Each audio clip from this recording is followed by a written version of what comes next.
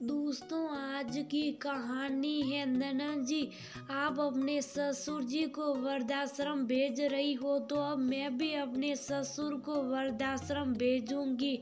दोस्तों, कहानी शुरू करने से पहले अगर आपने चैनल को सब्सक्राइब नहीं किया हो तो कर लीजिए ताकि आपके पास पहुंच सके और नया वीडियो।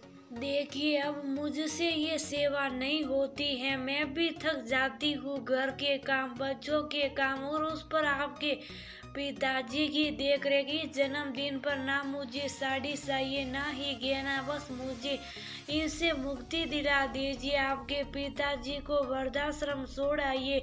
मेरी सहेली भी अभी पिछले महीने अपने सास को वहीं पर छोड़ कर आई है।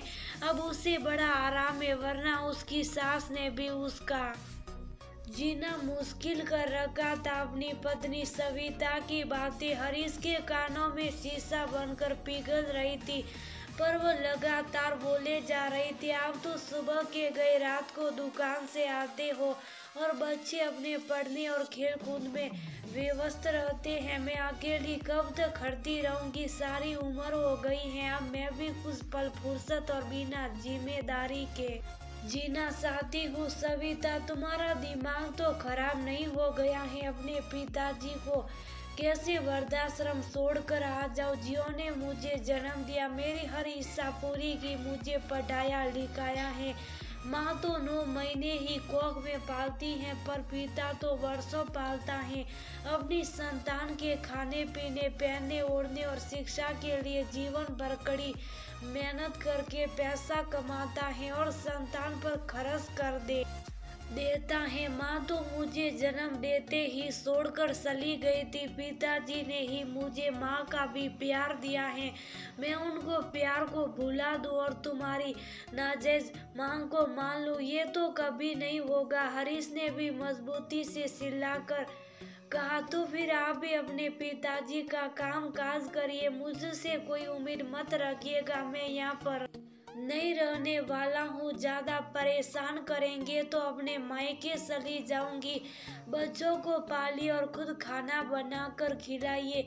सविता ने गुस्से में अपने कमरे का दरवाजा बंद कर लिया और उस दिन रात का खाना भी नहीं बनाया। हरीश ने लाखों मिन्नतें की, खाना मत बना, पर मैंने जो खाना बनाया है वो खाना तो खा ले। पर सविता नहीं मानी। बच्चों को खाना खिलाकर हरीश ने उन्हें सुला दिया। बाहर लेटे हुए वो अपने वृद्ध पिताजी को एकटक देख रहा था। कितने कमजोर हो गए थे। बहू की बातों से उन्हें भी सदमा लगा था, वह भी गुमसुम से ही थे। हरीश अपने पिताजी शरद बाबू की दिल से इज्जत करता था, उनकी सेवा करता था। उसका मानना था कि पिताजी ने उसे पालने में कोई कसर नहीं छोड़ी, तो वो पिताजी की सेवा में कोई कसर नहीं छोड़ेगा। लेकिन सविता को कौन समझाए कि वह अब गलत जिद लेकर बैठ गई है। भला पिताजी को कैसे वृद्धाश्रम छोड़ सकता है? अपने पिताजी शरद बाबू का जीवन हरीश की आंखों के आगे घूमने लगा। शरद बाबू और गीता का विवाह कम उम्र में ही हो गया था। गीता एक संयुक्त परिवार में ब्याह कर आई थी। सास ससुर देवर ननद सबका काम करती थी। परिवार में मन लगा हुआ था, पर वो अब उदास रहने लगी थी। उसे गर्भ नहीं ठहर रहा था। सालों से उसकी गोद सुनी थी। डॉक्टर ने कहा था कि गीता बच्चे को जन्म नहीं दे सकती हैं क्योंकि वह बहुत ही कमजोर है और बच्चे को जन्म देने के लिए गीता का शरीर तैयार नहीं है। गीता ने डॉक्टर से विनती की और पूरा इलाज लिया कि वह भी मां बन सके। एक दिन उसने खुशखबरी सुनाई कि वह मां बनने वाली हैं। पूरे परिवार में खुशियां छा गई। 9वें महीने उसने हरीश को जन्म दिया, पर खुद अपनी जिंदगी की जंग हार गई। अपने बच्चे को वह देख भी न सकी और उसने दम तोड़ दिया। शरद बाबू उसे बहुत प्यार करते थे, वह उसकी मौत से हिल गए थे। अब हरीश की पूरी जिम्मेदारी उनके कंधों पर थी। भाई बहन अपनी गृहस्थी में रम गए थे। माँ और पिताजी वृद्ध और बीमार थे तो अब उनसे काम होता नहीं था। फिर भी शरद बाबू दुकान जाते थे तो दादी हरीश को संभाल लेती थी। एक दिन शरद बाबू को उनके माँ पिताजी ने समझाया कि हरीश के लिए दूसरी माँ लेकर आ जा, तेरा भी जीवन आसान हो जाएगा। हम कब तक बैठे रहेंगे, घर गृहस्थी संभालने वाली आ जाएगी तो हम भी चिंता मुक्त हो जाएंगे। लेकिन वह हरीश को माँ जैसा प्यार तो नहीं देगी। मैं दूसरी शादी नहीं करूँगा, अपने बच्चे को खुद पाल लूँगा।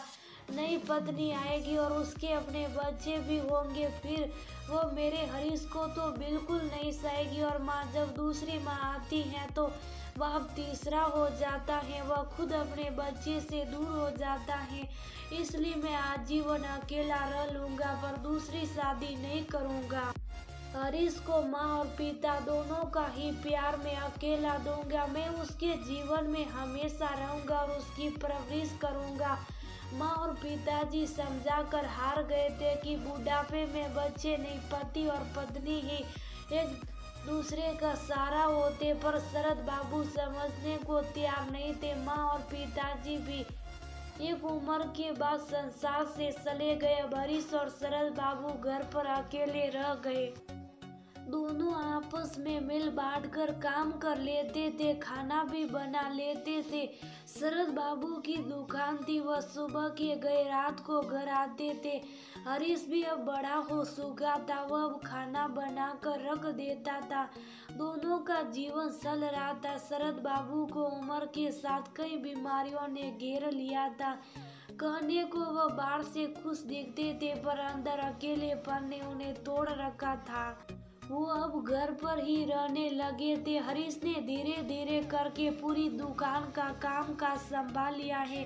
अकेले आदमी का समय काटना मुश्किल हो जाता। औरत अकेली हो तो घर के 10 काम निपटा देती है और रिश्तेदारों को भी नहीं खटकती है।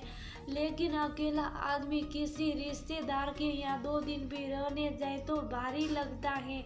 शरद बाबू का मन हुआ तो एक दिन छोटे भाई के यहाँ मिलने चले गए और वहाँ रुकने का मन था। पर एक समय का खाना खिलाकर भाई की पत्नी ने पूछ ही लिया कि भाई साहब यहाँ रुकेंगे या शाम को वापस चले जाएंगे। भाई ने भी पूछ ही लिया, भाई साहब रात रुकोगे या चले जाओगे? शरद बाबू शाम को ही आ गए। भाई ने झूठ मूठ का भी नहीं रोका कि आप रुक जाओ, बहनों के यहाँ जा नहीं सकते थे, बहनें भी आती नहीं थी। अब कोई खाना बनाने वाली भाभी तो ना थी। अब मायके में भी आकर रसोई में खटकना बहनों को अच्छा नहीं लगता था। शरद बाबू के पास आती और कुछ देर में मिलकर चली जाती थी। वहीं छोटे भाई के यहाँ काफी रुक कर जाती थी।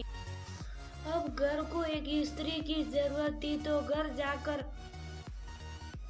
संभाले। वैसे भी बिना गृहिणी की कोई घर नहीं होता है। हरीश के लिए लड़की ढूंढी जाने लगी और सविता को पसंद किया गया। सविता भी खुश थी कि वह घर की इकलौती बहू है जो राज करेगी। हरीश और सविता की शादी हो गई। घर मेहमानों से भरा हुआ था। सब एक एक करके जाने लगे। अब घर में दिन भर सविता और शरद बाबू ही रहते थे। हरीश तो दुकान पर सुबह का गया रात तक आता था। श्वेता को सब अच्छा लगता था क्योंकि शरद बाबू अपने ही कमरे में रहते थे, ज्यादा बहू को परेशान नहीं करते थे। हरीश का भी परिवार बढ़ गया था, 2 बच्चे हो गए। अब उन बच्चों का काम भी बढ़ गया था। अकेली सविता ही लगी रहती थी। घर की साफ सफाई से लेकर बर्तन कपड़े वो ही करती थी। अब इतना भी पैसा नहीं था कि एक नौकर रख ले। जब भी सविता बच्चों का मनपसंद कुछ बनाती तो हरीश के पिताजी नहीं खाते थे। उनका खान पान अलग था। कभी सविता का खाने बनाने का मन नहीं करता था, फिर भी शरद बाबू के लिए बनाना पड़ता था, क्योंकि वह बाहर का तीखा मिर्च मसालेदार खाना नहीं खाते थे। अब सविता को ये सब बहुत लगने लगा था। वह भी अब आजादी से रहना चाहती थी। वो रोज शाम को घर से थोड़ी दूर स्थित बगीचे में घूमने निकल जाती थी। वहीं उसकी मुलाकात मीनाक्षी से हो गई थी। साथ घूमते घूमते दोनों में दोस्ती हो गई थी। अब क्या बताओ, घर में बूढ़े ससुर जी हो तो कोई काम के नहीं होते, सास हो तो घर की साग सब्जियां ही साफ कर दे, थोड़ा तो सहारा मिलता है।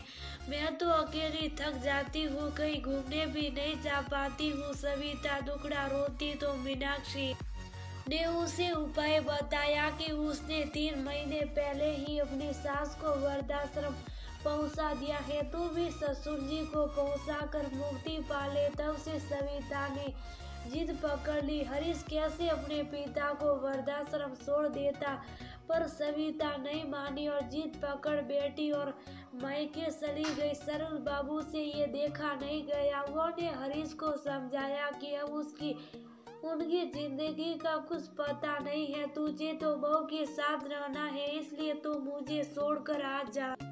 हरीश अपनी पत्नी की मांग पर पिताजी को वृद्धाश्रम छोड़ तो आया, पर उसका मन उसे धिक्कार रहा था। पर पत्नी के मायके जाने से उसे बच्चों को संभालना मुश्किल हो गया था। अगले दिन जब वह ससुराल पहुंचा तो देखा उसकी पत्नी सविता वहां रो रही थी और अपने आपको कोस रही थी। वह मायके तो आ गई थी, पर घर पर उसके वृद्ध माता पिता जी चिंतित थे। सविता घर सुनसान क्यों है? बहुत देर से भाभी भी नहीं दिख रही है, भैया भी कहाँ? हरीश ने पूछा। सविता ने रोते हुए कहा, भाभी रूठ कर मायके चली गई है और जिद पर अड़ी है कि अम्मा बाबूजी को घर से निकाल कर वृद्धाश्रम छोड़ाया। भाभी से इतने लोगों का काम नहीं होता और इतनी सेवा भी नहीं होती, भला ऐसे कैसे हो सकता है? मेरे बाबूजी ने खून पसीने से ये घर बनाया है और उन्हें ही घर से निकाला जा रहा है। अम्मा ने अपने जीवन के कितने साल इस घर को दे दिए। अब हम भाई बहन को पाला, हमारी हर इच्छा पूरी की, हमारा हर सपना पूरा किया। इतने साल से बहू लाई थी, क्या इसी दिन के लिए बहू लाई थी? ऐसी लड़कियों तो शादी ही नहीं करनी चाहिए जो अपने सास ससुर की सेवा ना कर सके। सविता अपनी भाभी को कोसे जा रही थी और लगातार दोषारोपण कर रही थी।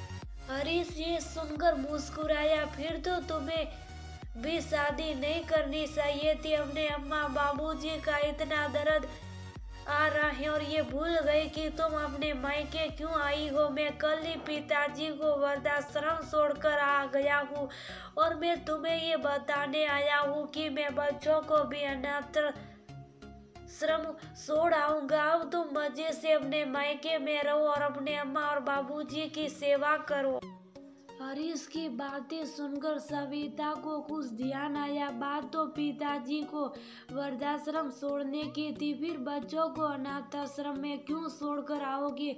अभी उनके माता पिता जिंदा हैं, उन्हें पाल लेंगे। आप भी कैसी बातें कर रहे हो? मैं अब घर चलने के लिए तैयार हूँ। सविता सामान पैक करने लगी। सविता की बातें सुनकर अम्मा बोली, बेटी तेरे दुष्कर्म तेरे मायके में भारी पड़ गए। तेरी भाभी को पता चला कि तू यहाँ क्यों आई है तो वह भी मेरे बेटे से जिद करने लगी। ये तो अच्छा उपाय है, अम्मा बाबूजी को भी वृद्धाश्रम छोड़ाओ, मुझे भी सेवा के झंझट से मुक्ति मिल जाएगी। वह भी अब आजाद रहना चाहती है, अपने मुताबिक जीना चाहती है। सविता अपना सिर पकड़कर बैठ गई। अम्मा मुझे माफ कर दो, मैं इतनी स्वार्थी हो गई थी कि अपने ही पति के पिता का सम्मान न कर सकी। जिन्होंने हरीश को माँ और पिता दोनों का प्यार दिया, उन्हें ही मैंने घर से जाने को कहा। जिन्होंने ये घर बनाया और हरीश की परवरिश के लिए दोबारा शादी नहीं की, उन्हीं देवता तुल्य ससुर जी को मैंने वृद्धाश्रम पहुंचा दिया। आप भी मुझे माफ कर दीजिए। और सविता हरीश के पैरों में गिरकर माफी मांगने लगी। मुझे पिताजी के पास ले चलिए। इतने में सविता की भाभी भी आ गई और सविता से बोली, जी ये सब एक सवांग था। आप अम्मा बाबूजी की चिंता न करें, मैं उनका सदैव ध्यान रखूंगी। आपको सही राह दिखाने के लिए हम सबने मिलकर वो स्वांग रचाया था, क्योंकि जब चोट अपने पर लगती है तभी दर्द की अनुभूति होती है। ननद रानी, आप अपना ससुराल देके आपका मायका में संभालूंगी। आप अपने ससुर जी को संभाले। आपके अम्मा बाबूजी अब मेरी जिम्मेदारी है। सविता हरीश के साथ ससुर जी को लेने वृद्धाश्रम पहुंची तो वहाँ बहुत भीड़ थी।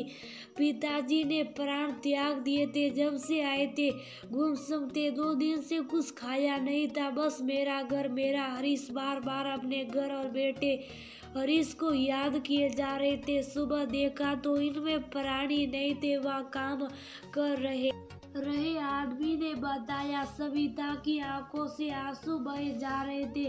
मन पर एक भार सा था जो सेवा के भार से अधिक भारी प्रतीत हो रहा था। वो पिताजी से क्षमा भी नहीं मांग पाई। पिताजी की देह को घर ले जाने की व्यवस्था होने लगी। सविता को महसूस हो रहा था कि पिताजी का साया उसके साथ ही अपने घर की ओर बढ़ रहा है। हरीश भी निष्प्राण सा हो गया था। काश वह उन्हें यहाँ छोड़कर नहीं जाता तो वह कुछ वर्ष और जी लेते।